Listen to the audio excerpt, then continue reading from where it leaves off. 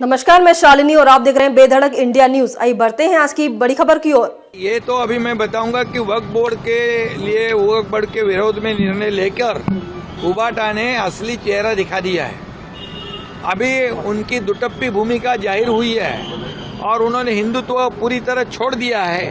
बाला साहब ठाकरे जी के विचार पूरी तरह छोड़ दिया है। इस पर उन्होंने कल शिक्कामोर्तब किया है। ये बहुत ही दुर्भाग्यपूर्ण है। और जब उन्होंने 2019 में खुद के स्वार्थ के लिए बाला साहब ठाकरे जी के विचार और हिंदुत्व को त्याग देकर सरकार बनाया था कांग्रेस के साथ, उससे बड़ा अपराध ये कल उन्होंने किया है, उससे बड़ा गुनाह कल किया है। इसके वजह से उनके साथ जो रहते हैं आज भी उनकी गर्दन शर्मिंदगी से झुक गई है। और अभी मैं इतना ही कहूँगा कि ये वक्फ बोर्ड जो मुट्ठी भर लोगों के हाथ में थी और कांग्रेस के जमाने में 123 लैंड पार्सल जो है प्रॉपर्टी उसको डीनोटिफाई किया और कुछ चंद लोगों को दे दिया। और अभी मोदी जी ने जो ये वक्फ बोर्ड का बिल लाया है, ये चंद लोगों की दादागिरी नहीं चलेगी, बिल्कुल उनको मनमानी नहीं करने को मिलेगी। अभी इसमें महिलाओं को, युवाओं को, विद्यार्थियों को, सभी लोगों को मेन स्ट्रीम में आने का मौका मिलेगा। ये वक्फ बोर्ड के ज़मीन पर जो कब्जा जमा के बैठे थे उनका कब्जा हट जाएगा। जैसे स्कूल हो, कॉलेज हो, अस्पताल हो, जीवना जो ये अम्यूनिटी जो है लोगों के लिए जो प्रकल्प है वो खड़े हो जाएंगे। इसलिए गरीब तबके के मुसलमानों को इसका फायदा होगा। लेकिन कांग्रेस ये नहीं चाहती है। कांग्रेस मुसलमानों को गरीब के गरीब ही रखना चाहती है।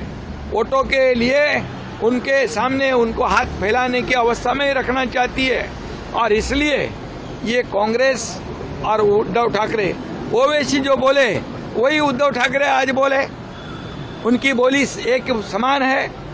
और इसलिए जब बाला साहब ठाकरे जी कहते थे जो सच्चा देशभक्त मुसलमान है उसको हमारा समर्थन है, जो देश का गद्दार है वो कोई भी हो उसका हमारा उसको विरोध है। अभी इसमें वही नीति भाजपा की है, एनडीए की है। और अभी जब राहुल गांधी जी के साथ हमेशा ये उबाटा रहती है, इसलिए बार बार उनको जीना की याद आती है, बार बार जीना याद आते हैं। ये दुर्भाग्य है और इसलिए उनका असली चेहरा जो है जनता के सामने आ चुका है और जनता उनको इसकी सबक आने वाले चुनाव में जरूर दिखाएगी। बिल्कुल कंफ्यूज हो गए हैं, उनको पता नहीं क्या निर्णय लेना है, क्या छोड़ना है। जब ऐसे परिस्थिति में जब नेतृत्व आ जाता है, कोई पार्टी आ जाती है, तो पार्टी का भविष्य जो है वो अंधकार में होता है। और इसलिए हम लोग जो निर्णय लेते हैं खुलेआम लेते हैं, छुप कर नहीं लेते। कभी वॉकआउट करते हैं, कभी बोलते हैं ये हमारा विरोध बिल को नहीं था, हमारा विरोध भाजपा को था। ये क्या है?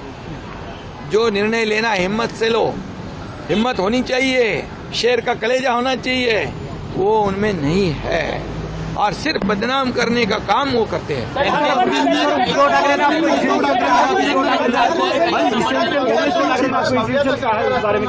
क्या कहा?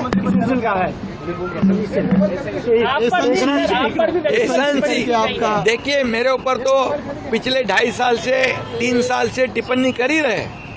मैं ये टिप्पणी का आरोप का उत्तर आरोप से नहीं दूंगा, मैं काम से दूंगा। अगर उन्होंने मुझे एसएनसी कहा तो वो शॉर्ट फॉर्म है नाम का। अभी मैं उनको ऐसा कहूँ, UT means use and throw, वापरो और फेंको। ऐसी परिस्थिति, ऐसे ही उनका काम है। इसलिए तो लोग छोड़ के जा रहे। उसका आत्मचिंतन करो, आत्म परीक्षण करो।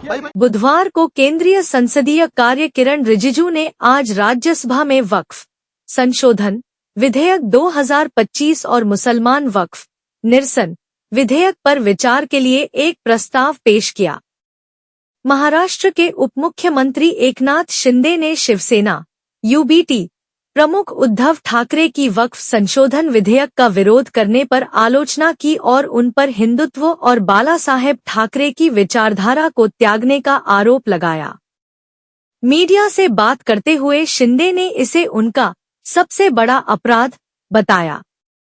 एकनाथ शिंदे ने कहा, इसका विरोध करके यूबीटी ने अपना असली चेहरा उजागर कर दिया है। यह साबित हो गया है कि उन्होंने हिंदुत्व और बाला साहेब ठाकरे के आदर्शों को पूरी तरह त्याग दिया है। यह बेहद दुर्भाग्यपूर्ण है। यह 2019 में हुए विश्वासघात से भी बड़ा अपराध है, जब उन्होंने उद्धव ठाकरे, बाला साहेब ठाकरे की विचारधारा को त्यागते हुए 2019 में कांग्रेस के साथ सरकार बनाई थी। कुछ चुनिंदा लोगों से छीनेगा एकाधिकार। उन्होंने ठाकरे के नेतृत्व की आलोचना करते हुए उन्हें भ्रमित कहा। उन्होंने कहा, उद्धव ठाकरे पूरी तरह भ्रमित है। उन्हें यह भी नहीं पता कि क्या निर्णय लेना है। जब नेतृत्व इस तरह का हो जाता है तो पार्टी का भविष्य भी अंधकार में होता है। इसके अलावा महाराष्ट्र के उप मुख्यमंत्री ने कहा कि वक्फ संशोधन विधेयक 2025 का उद्देश्य वक्फ संपत्तियों पर कुछ चुनिंदा लोगों के एकाधिकार को समाप्त करना है, जबकि उन्होंने आरोप लगाया कि कांग्रेस गरीबों को गरीबी में रखना चाहती है। शिंदे ने कहा, वक्फ बोर्ड मुट्ठी भर लोगों के हाथों में था, लेकिन अब मोदी जी द्वारा पेश किए गए विधेयक से उनका वर्चस्व खत्म हो जाएगा। इससे महिलाओं और बच्चों को मुख्यधारा में आने का अवसर मिलेगा। इससे मुस्लिम समुदाय के गरीब तबके को फायदा होगा, लेकिन कांग्रेस वोटों की खातिर मुसलमानों को गरीब रखना चाहती है। इससे पहले दिन में उद्धव ठाकरे ने भारतीय जनता पार्टी भाजपा के नेतृत्व वाली केंद्र सरकार पर सब दिखावा कोई सार नहीं का आरोप लगाया। उन्होंने कहा कि उनकी पार्टी वक्फ संशोधन विधेयक और भाजपा के पाखंड और व्यापारी मित्रों को जमीन देने की योजना का विरोध करती है। वक्फ संशोधन विधेयक के विरोध में दृढ़ रहते हुए ठाकरे ने स्वीकार किया कि कुछ सुधार अच्छे थे। यूबीटी का full form use and throw. हालांकि उन्होंने कहा कि भाजपा ने अनुच्छेद 370 को निरस्त करने के बाद से केवल दिखावा किया है और कोई ठोस काम नहीं किया है और कश्मीरी पंडितों को उनकी जमीन नहीं दिलवाई है। महाराष्ट्र के पूर्व मुख्यमंत्री ठाकरे ने एक प्रेस कॉन्फ्रेंस के दौरान कहा, वक्फ संशोधन विधेयक में वक्फ बोर्ड के लिए कुछ सुधार किए गए हैं जो अच्छे हैं। हालांकि भाजपा के साथ अब तक का अनुभव यह है कि यांचे दखवायेचे दांत और खायेचे दांत वेगळे आहे। सब दिखावा, कोई ठोस काम नहीं।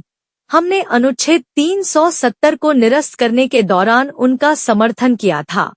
अब तक के लिए बस इतना ही। फिर होगी आपसे मुलाकात। तब तक के लिए नमस्कार और देखते रहिए बेधड़क इंडिया न्यूज। ऐसे ही लेटेस्ट अपडेट पाने के लिए हमारे चैनल को सब्सक्राइब करें और तुरंत नोटिफिकेशन पाने के लिए बेल आइकन प्रेस करना ना भूलें। यदि आप हमें फेसबुक या इंस्टाग्राम के माध्यम से देख रहे हैं तो हमारे पेज को फॉलो जरूर करें। धन्यवाद।